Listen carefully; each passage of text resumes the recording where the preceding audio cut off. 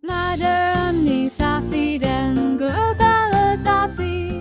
Assalamualaikum warahmatullahi wabarakatuh. Perkenalkan, nama saya Windy Zulaika dan rekan saya Eliza Fitri Aini. Kami ingin menjelaskan materi sosiologi tentang modernisasi dan globalisasi. Materi modernisasi akan dijelaskan oleh rekan saya, yaitu Eliza. Modernisasi ini berasal dari bahasa Latin yaitu modernus. Pengertiannya adalah modernisasi adalah suatu proses perubahan dari keadaan tradisional menuju masyarakat yang lebih maju. Nah, di sini saya akan menjelaskan ciri-ciri modernisasi. Di sini ada 4 ciri-ciri modernisasi. Yang pertama, masyarakat dapat bersikap secara heterogen. Yang kedua, mobilitas dapat dalam masyarakat cukup tinggi. Yang ketiga, masyarakat tidak memiliki ikatan terhadap adat. Yang keempat, tindakan masyarakat dalam lingkungan tradisi terjadinya modernisasi bersifat rasional. Nah, saya di sini ada 4 contoh-contoh modernisasi. Pertama, saya akan menjelaskan tentang contoh modernisasi bidang budaya. Di bidang budaya ini ada perilaku, bahasa, gaya hidup. Kalau di modernisasi di bidang ekonomi itu berkembangnya industri-industri yang di lingkungan masyarakat sehingga dapat memperluas lapangan pekerjaan. Kalau modernisasi di bidang politik itu melalui pengaruh hubungan antara negara yang tumbuh dan berkembang dalam skala internasional dan global. Nah, yang keempat, modernisasi di bidang sosial. Nah, di bidang sosial ini masyarakat bisa mengakses informasi dengan cepat hanya dengan melalui ponsel saja. Materi kedua yaitu globalisasi, diserap dari frasa global yang artinya meliputi seluruh dunia atau secara keseluruhan. Kemudian ada proses terjadinya globalisasi, yaitu globalisasi adalah tersebar luasnya pengaruh ilmu pengetahuan dan kebudayaan yang ada di setiap penjuru dunia ke penjuru dunia yang lain, sehingga tidak jelas lagi batas-batas yang jelas dari suatu negara. Proses terjadinya globalisasi. A.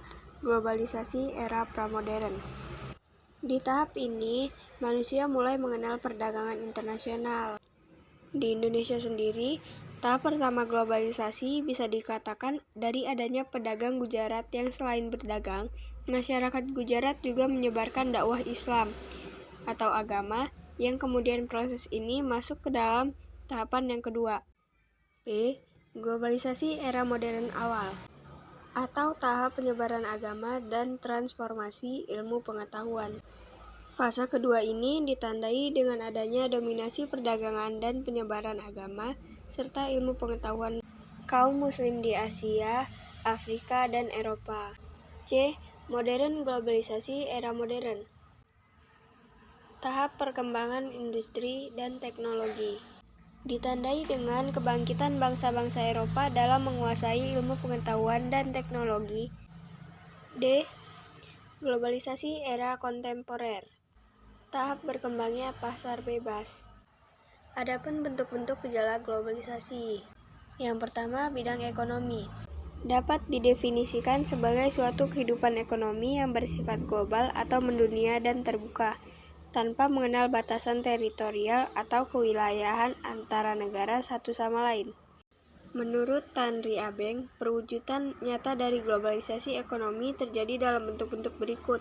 Yang pertama ada globalisasi produksi, yang kedua globalisasi pembiayaan, ketiga globalisasi tenaga kerja, keempat globalisasi jaringan informasi, dan yang terakhir globalisasi perdagangan. Kedua, bidang sosial. Ketiga, bidang budaya. Ciri berkembangnya globalisasi dalam bidang kebudayaan sebagai berikut.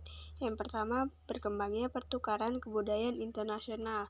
Yang kedua, penyebaran prinsip multi kebudayaan dan kemudahan akses suatu individu terhadap kebudayaan lain di luar kebudayaannya. Ketiga, berkembangnya mode berskala besar seperti pakaian, film, dan lain-lain. 4. Berkembangnya turis mancanegara dan pariwisata. 5. Semakin banyaknya imigrasi dari suatu negara ke negara lain. 6. Bertambahnya banyak event-event berskala global. D. Bidang politik. Salah satu fenomena terjadinya globalisasi dalam bidang politik adalah munculnya organisasi-organisasi internasional yang terdiri dari berbagai negara, misalnya ASEAN, yang merupakan bentuk organisasi kerjasama di antara negara-negara di Asia Tenggara.